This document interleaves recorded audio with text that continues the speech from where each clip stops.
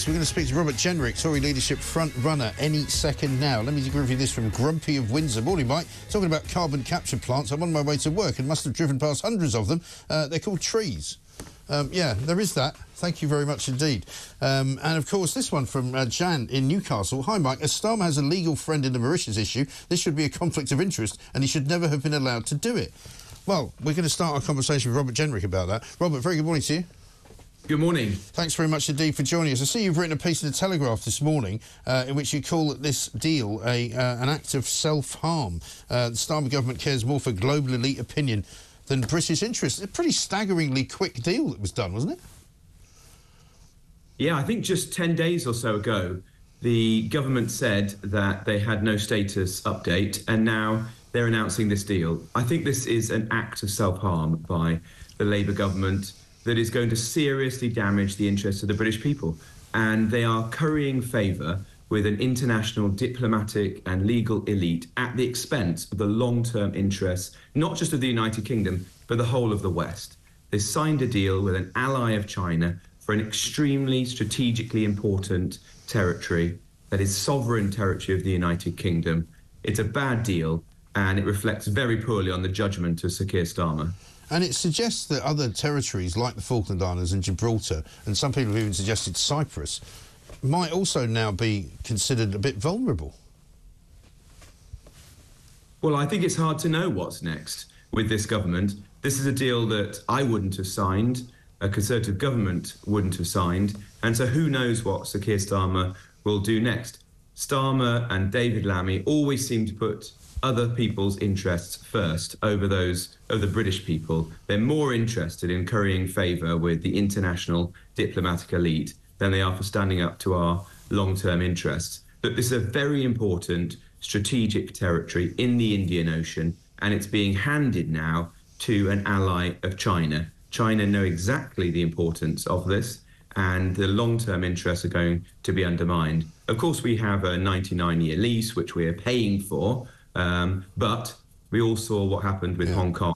It means in the longer term still, this territory will end up out of our hands, and that's very damaging for our interests. A lot of people in Labour, of course, say, well, hang on a minute, you know, it was James Cleverly who opened the negotiations on this whole deal, so perhaps you should question the Tories about why they started it.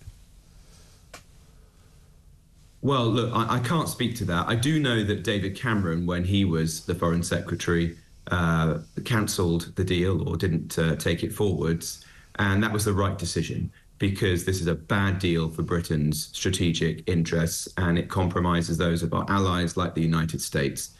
A Conservative government would not have signed up to this, and certainly if I'm lucky enough to lead the Conservative Party, we will oppose it tooth and nail. I'm arguing for a vote in Parliament next week. There is an opportunity on Tuesday when there's an Opposition Day debate, and I think we have to use that for the whole House of Commons to show our opposition to this. And if the Labour Party want to proceed with this bad deal, for them to come and vote in favour of that. I mean, there's a couple of signs that they're acting without, I would say, due care and attention, and without due regard to standards and practices. I mean, they've got, you know, they've got a recess going on. They come up with this particular decision. They rush it through before Parliament's even got a chance to talk about it. We've also today seen the story of 65 civil servants being appointed through very, very unusual, shall we say, recruitment processes, not going through the usual channels, to put sort of people in places where they want them to be, sometimes even people who have donated to the party. They seem to be kind of, you know, on a kind of whirlwind of just getting away with whatever they want to get away with. Yeah, well, this is a chaotic government. It's 3 months in.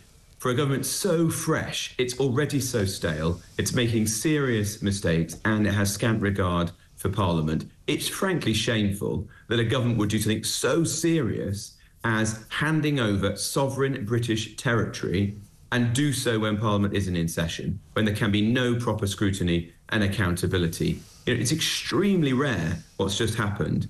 You know, when was the last time that the United Kingdom government decided unilaterally to hand over territory to that of another country? You know, it needs to come to Parliament, it needs to be held to account, and I think this should be done via a vote. That's why I'm going to be calling for this vote on Tuesday, and I hope that will be the opportunity for the whole House of Commons to come together and express its deep dissatisfaction with this decision. So if David Cameron had already kind of kicked this out of touch or into the long grass or just said he wasn't interested in doing it, why was James Cleverly suddenly interested in reopening negotiations then?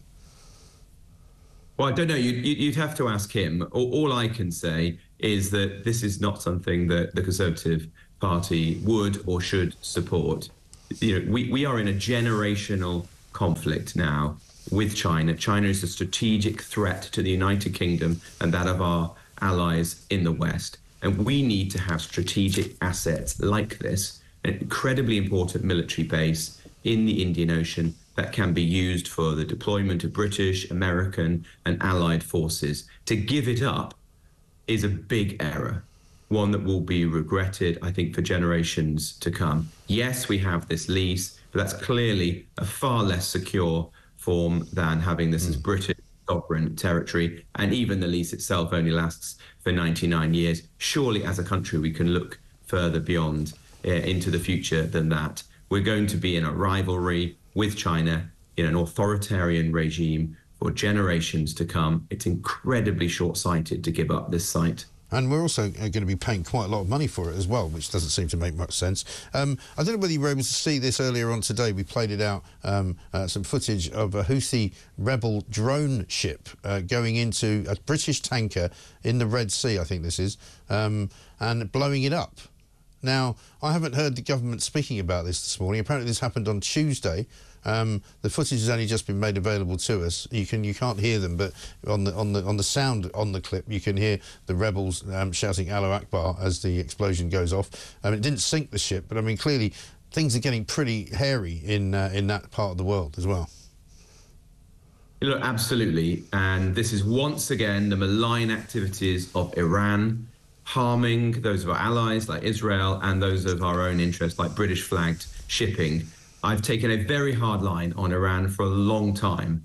You know, we have to be wide-eyed to the threat that they are posing to British interests in the Middle East and beyond. It's one of the reasons, for example, why I've called consistently for the proscribing of the IRGC, the terrorist organization at the heart of the Iranian regime, which is behind many of these activities. We mustn't be naive to Iran, and we must stand behind our allies like Israel who are fighting them. Absolutely. Final question on Boris Johnson. He's on the front of the Telegraph today.